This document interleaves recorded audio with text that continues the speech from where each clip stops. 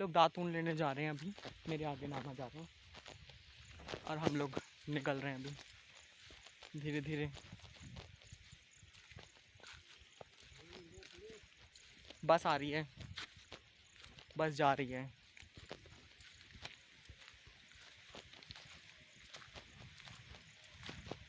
हे भगवान कितनी चढ़ाई है, देखो चढ़ाई है कितनी। मैंने सिर्फ 2 रोटी खा रखी है, सिर्फ 2 रोटी सुबह से, और मैंने इतनी चढ़ाई करी, फिर नहाया धोया, और अब मुझे बहुत तेज़ भूख लग रही है।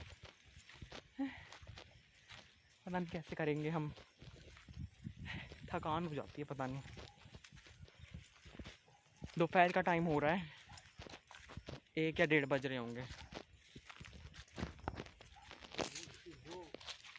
1:30 की 2 बज रहे होंगे।